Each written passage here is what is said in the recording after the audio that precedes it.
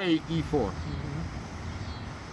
So when I looked at this guy, I said he knows E4, E5.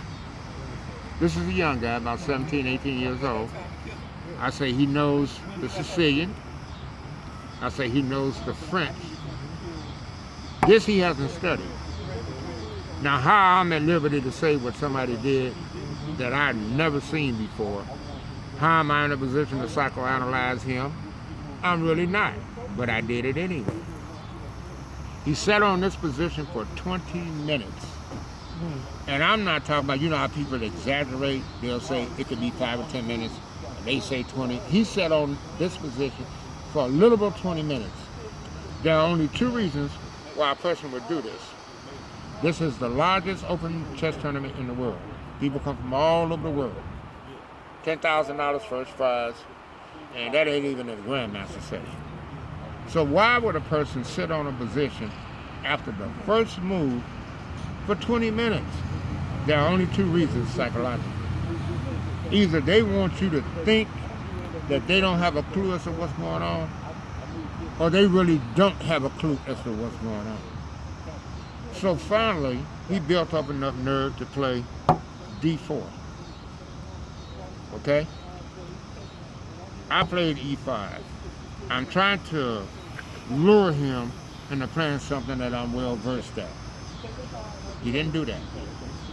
He played knight to F3. So I played true to form. I played E takes D4. He captured that.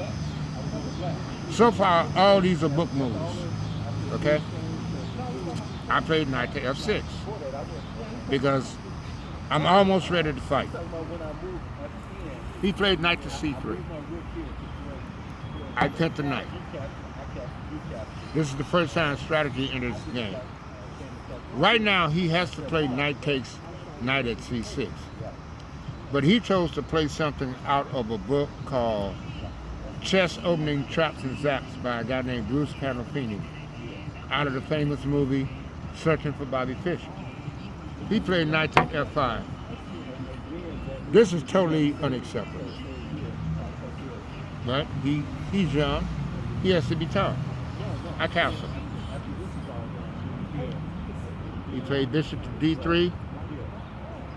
Now here's where the fireworks come in. I played D5 because I'm tired of playing with this guy. Okay? He plays pawn takes fine. I checked him because his king is in the center of the board. So I'm really trying to get this knight out of him. But a little bird came and told him, Sam Ford is trying to trick you out of this knight. That was no little bird, I'm just making this up. He came back to E3. Okay?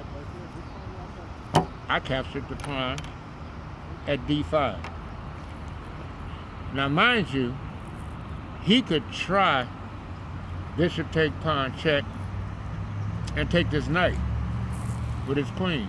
The problem is, both knights that would be defending his queen, this one is pinned by the rook. This one is pinned by the bishop. So he can't even do that. Okay? So,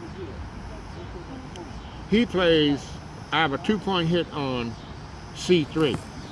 He satisfied that by playing bishop to D2. Okay? Now I'm in predator mode. Knight at D5 to F4. It appears as though I'm after this bishop. I'm really after this pawn over here because the knight is pinned. If I get this move in, I will tear up his entire kingside position. So he committed the cardinal sin of chess. He took the bishop that he had developed and brought it all the way back because he sees the threat. I would did that too for some reason, but yeah, that's why it's interesting. He would have done better just letting me win the pawn. Yeah. Because But now, that's just like a natural thing. Like, oh, you ain't getting my pawn, bringing my bishop back. yeah. Now a cataclysm is getting ready to occur. I played knight to D4 because I'm trying to lure him into creating leukopenia. with this white square weakness. He obliged me. He moved this pawn to G3. Okay. The problem with pawns is whenever you move a pawn, you create a weakness. So now the white squares are weak. Okay? So I also noticed that he's concentrating on this side of the board. So what I did is I made his head swivel. I took something on this side of the board. Because remember, 80% of chess is psychology. And another reason why I know what side of the board he was concentrating on, because I watch my opponent's eyes. Wherever your eyes go, that's where your mind goes. He captured with the pawn. Okay? Now, I have two knights hanging. You know, hanging means under attack, in prize, whatever. Now I have two knights hanging. How do I save both of them?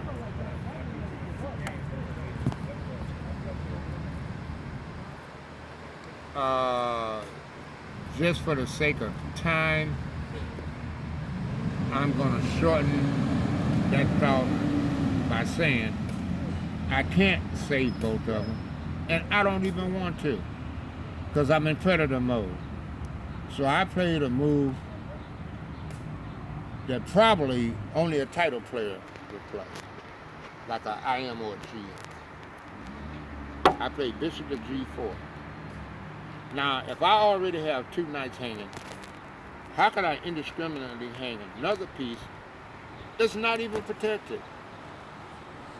But remember, I'm in predator mode. I'm getting ready to end this. You can't afford not to take that bishop, because he'll hit with so many discoveries, he'll think he's Christopher Columbus.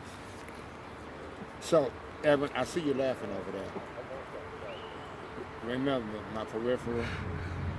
He took the bishop, which is the only thing he can do. Okay? And if anybody thinks for a millisecond that I did this just to go down here and win a rook, not on my watch. So, now, I still got the same two knights hanging. I just gave away a bishop. This bishop is gone. I can't get this back. But I have to destroy every weakness in his camp as soon as possible. So as opposed to trying to think of how to save one of these knights, I sacked yet another piece. Now this type of sacrifice is called a high-level sacrifice in chess, because you can't do this without having enough foresight to see the end result. You can't take that rook and live. Now one that's looking on the side would say, well, he can take the rook with the bishop or the pawn. If he takes it with the bishop, it's instant checkmate. Can you see it? So we know you can't do that. Rook's still sitting in his face. If he takes it with the pawn, I'll check him here. He step over, I'll check him here, and take his queen. I called it the boomerang. So the little bird snuck up to him again and told him, don't take that rook. The Sam Ford is trying to trick you. So he stepped to the side. At this point, there's no salvation for him, because he has three pieces sitting in his face. He doesn't have time to take this knight. He doesn't have time to take this knight, and he better not put his hand on that rook. So now I created a multitude of problems for him. This knight, along with this queen, is mate, right? That's one mate. Then there's a covert mate through the back door. Do you understand what I mean? Can't take it with the bishop, because what? It's pinned. Can't take it with the king, because this pawn is still sitting here. So, the only way he can salvage himself is to redeploy the